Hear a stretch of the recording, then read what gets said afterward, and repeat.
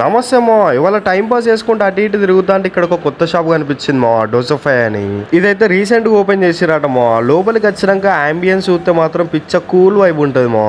మనం కూర్చున్నాక మనకు మెనూ కావాలంటే ఇక్కడ ఒక క్యూఆర్ కోడ్ ఉంటది మా. దీన్ని గూగుల్ స్కానర్ లో స్కాన్ చేస్తే మన గూగుల్లోనే ఈ మెనూ చూపిస్తుంది మా.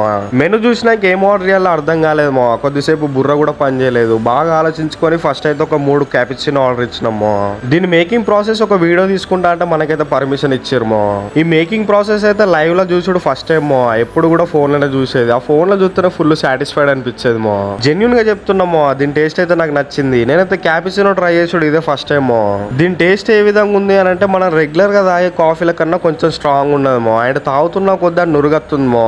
టేస్ట్ మాత్రం భలే ఉండే మా. సోల్ సాటిస్ఫైడ్ మా.